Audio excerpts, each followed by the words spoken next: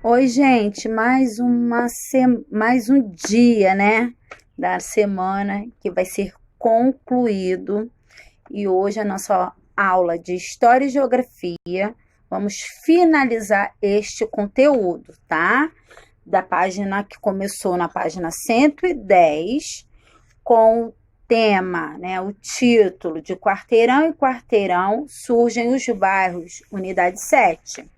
Aí já vimos os bairros da cidade, vimos também os serviços públicos e agora vamos ver como surgem os bairros, certo? Na página 115. Então, me acompanhe nessa leitura e vamos descobrir como surgem os bairros. Alguns bairros podem surgir de forma espontânea, quando algumas pessoas escolhem um lugar para construir sua moradia. Com o tempo, a população desse local aumenta e mais casas são construídas. Surgem, então, algumas necessidades. O que fazer com o lixo? Como conseguir água para todos? Como iluminar as ruas? E as casas? Quem vai limpar as ruas? Onde as crianças vão estudar? Onde construir o posto de saúde? Olha quantas perguntas! Diante de tantas necessidades, os moradores se organizam e passam a solicitar à prefeitura a instalação desses serviços públicos que, embora sejam direitos de todos, nem sempre são fornecidos rapidamente. E aí a gente observa, né, perto da nossa localidade mesmo. Arraial em si, o centro, ela é mais privilegiada do que os distritos, como Monte Alto, Figueira, Sabiá, Pernambuca. É verdade? As ruas aqui são todas asfaltadas, lá no segundo distrito já não são. O recolhimento de lixo é precário para o lado de lá. São poucas creches. Não tem um hospital. Eles têm que sair de lá para vir para cá, né? Então vamos lá. Há bairros que são construídos de forma planejada. Isso acontece quando os proprietários de uma extensão de terra resolvem dividi-la em lotes ou terrenos. E antes de vendê-los, consegue fazer que sejam providenciados alguns ou todos os serviços necessários. Bairros que surgem assim são chamados de planejados. As prefeituras, às vezes, é parceira com o governo estadual ou federal. Também podem criar bairros. Nesse caso, constrói casas ou apartamentos e providenciam os serviços públicos. As moradias são vendidas à população de baixa renda por um valor que eles podem pagar. Esses são chamados bairros populares. E tem um bem recente desse tipo de bairro, né? Bairros populares, que o governo ajudou, tá? Para ter moradias para pessoas com baixa renda, que é a Minha Casa Minha Vida. Aqui nós temos, se eu não me engano, lá para o lado do Jardim tem, na Rua do Fogo em São Pedro tem esses prédios. Tem um em São Pedro, eu não sei se é Boqueirão, o nome do bairro, que eu tenho uma amiga até que mora lá. Minha Casa Minha Vida, são esses prédios que fazem para pessoas de baixa renda. Minha mãe mora em um assim. Então, aí o governo, junto com, né, a prefeitura,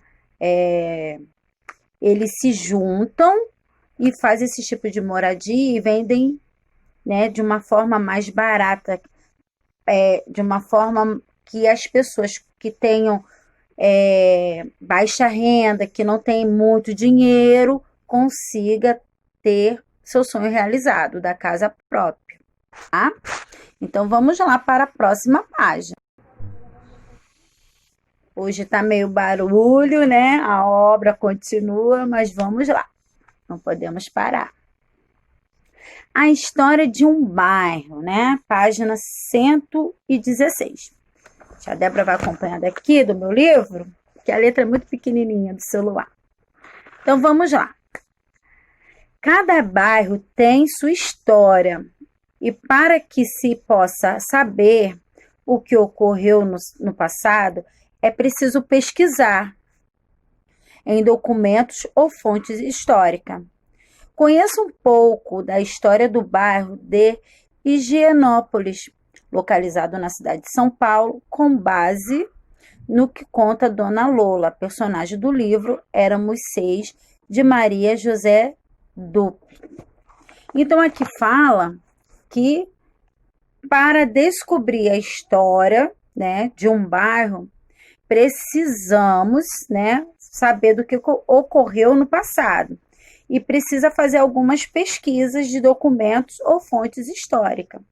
E que pesquisas são essas? Aonde que buscamos essas fontes? Fontes escritas, né, cartas, certidões, livros, jornais, revistas e etc. É um tipo de fonte que precisamos pesquisar para saber o que ocorreu naquele bairro, naquela cidade. E fontes não escritas, como fotografias, relatos orais, pessoas mais antigas ali, né, quando chegou naquele bairro, aí conta as histórias, como que ocorreu as mudanças, como que era antigamente. Conjuntos arquitetônicos, pinturas rupestres, fósseis, monumento, utensílios e em geral. Então, essa personagem Lola, ela é uma personagem fictícia, né? Mas a história do bairro de Higienópolis, na década de 1920, ela é real. Só a personagem que é fictícia, tá bom? Que é inventada, tá bom? Então, vamos lá. Vamos lá acompanhar e vamos ler. Passando pela praça Buenos Aires, vi um grupo de crianças brincando e correndo.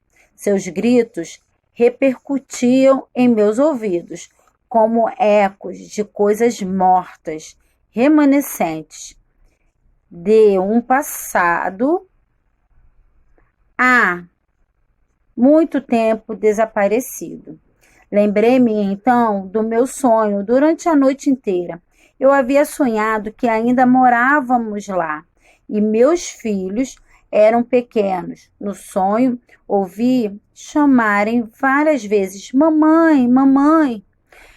Mal a claridade do dia passou através das tabuinhas das venezianas, eu me vesti e saí. Tomei o bonde para passear na cidade, na nossa casa. Digo nossa por hábito, porque há muitos anos, já que a deixamos e nem sei quem mora lá. Desci do bonde umas quadras antes para passar a pé diante dela e vagarosamente fui subir na Avenida Angélica, tão familiar e amiga, onde residimos durante tantos anos. Esse quarteirão não mudou muito. Um ou outro prédio novo e por toda parte as mesmas árvores e até pode ser dizer os mesmos pássaros cantando em seus galhos. Diante da casa parei um pouco para ver melhor. Lá estava ela com as duas janelas de frente e o portãozinho de ferro. O jardim de 4 metros como chamávamos, e a trepadeira roxa plantada por Júlio há tanto tempo. O jardim era insignificante e pequeno, mas não para nós. Era encantador, com algumas roseiras e um canteiro de cravos. Havia cravos brancos, vermelhos e outros quase roxos. Então, vocês repararam que o tipo de transporte que ela usou? Sim, ela usou um bonde para passar, né? Para ir na casa. Um bonde. Vocês já viram um bonde, gente? Vocês repararam também que tem uma palavra aí, ó, mais acesinha? Remanescentes. O que significa? Aquilo que restou. Muito bem. Então, vamos lá, continuar a nossa leitura da página 117. Quanta saudade eu tenho do tempo da Avenida Angélica. Quando meus filhos eram crianças, vivíamos todos juntinhos com Júlio, meu marido, como passarinho em gaiolas. Várias carrocinhas, olha só, de padeiro e leiteiro subiam e desciam a avenida. Pessoas saíam de suas casas e iam esperar o bonde na esquina. Olha o tipo de transporte. De vez em quando, eu ia visitar tia Emília na rua Guaianenses. E ela também me visitava uma vez por ano, há tempos, já que não tinha carruagem, comprara um grande automóvel preto que fazia sucesso por onde passava. Brilhante e imponente, mas quando começava a rodar, soltava uma fumaça escura e fedorenta. Alfredo ficava o tempo todo examinando o automóvel. Detalhadamente, quando a limusine parava em frente à nossa casa, era uma alegria para ele conversar sobre maquinismo. Ó, também está aí escrito num tom diferente. Principalmente de automóveis. Nesta época, Isabel, que se aproximava de 8 anos, também entrou na escola. Eu não lembro tão bem do primeiro dia que ela foi tão entusiasmada e tão contente, com uma saia pregueada, azul marinho e blusa branca, de fustão. Na cabeça, um grande laço de fita vermelha. Voltou tagarelando muito, contando maravilhas da professora e das outras meninas. Chegando então 1922, muitas casas novas apareceram perto da nossa e nas travessas da Avenida Angélica. A cidade fez um progresso assustador. Ruas que antigamente era lama e pó foram calçadas e nos terrenos baldios surgiram palacetes e mais palacetes. À noite, à volta da mesa da sala de jantar, conversávamos sobre o futuro das crianças. Carlos dizia que ia ser médico. Alfredo queria ser mecânico. Julinho queria estudar engenharia. E Isabel dizia que ia ser professora. Aí temos aí, o que significa maquinismo? Consumo de peças de uma máquina. Fustão, tipo de tecido, relevo. Baldio, sem construção. Terreno baldio, sem construções, geralmente com matos, né? E aí, vocês observaram os tipos de transportes que eles começaram a utilizar? Bonde, muito bem. E o padeiro? E o leiteiro? As carrocinhas e o automóvel, né? Que apareceu a limusine, certo? E depois primeiras ruas eram de terra. E depois passou por calçamento, né? Que elas ficaram se formar em 1922, foram calçadas, né, com paralelepípedo ou revestida, né, com alguma coisa. Igual aqui tem pinche de revestimento, tem paralelepípedos. Então, em 1922 passou já por transformações, tá bom? Então, vamos lá. Tem a nossa primeira atividade. Deixa eu descer aqui para a gente ver o rostinho dela. Maria José Dupré nasceu em Botucato, em 1º de maio de 1898 e faleceu, né, morreu, em 15 de maio de 1984. Ficou muito conhecida como autora do livro Éramos Seis e pela série de livros infantis sobre o cachorrinho samba, tá? E a nossa aí, terceira atividade, com base no texto O Bairro de Higienópolis, na década de 1920, responda as questões. Esse texto que acabamos de ler, tá? Aí vocês vão responder essas questões. Que época é descrito o texto? Quais os meios de transporte comuns em São Paulo por volta de 1920? Qual as características das ruas dos bairros antes do progresso de 1922? Qual a característica das ruas após, né? Antes era de um jeito e depois o progresso de 1922.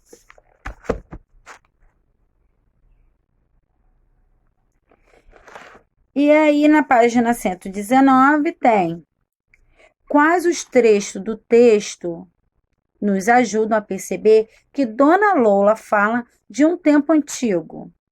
Marque com lápis vermelho. Então, vocês vão marcar lá no texto a parte que fala, tá? Que a Dona Lola fala de um tempo antigo. Aí, vamos pegar um lápis de cor e vai pintar lá no texto. Segundo Dona Lola, que elementos do passado do bairro permanecem apesar da paisagem do tempo. Então, tem algumas coisas que ainda permaneceram, mesmo que o tempo foi passando. Certo? Então, vamos... E aí tem o para casa, né? Vocês vão reler lá. E é bem pouquinho para finalizar. Tá bom, gente? Bom final de semana para vocês. Ah, lembrando uma coisa. A tia Débora já botou no nosso planejamento, tá? Da semana. Que sexta-feira que vem, dia 19, vai ser a realização da nossa culminância do nosso projeto de leitura, tá bom?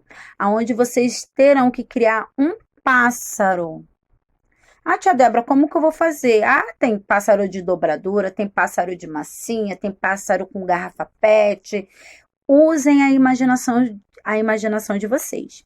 E aí estaremos, né, online, tá? Cada um vai apresentar o seu trabalho, certo?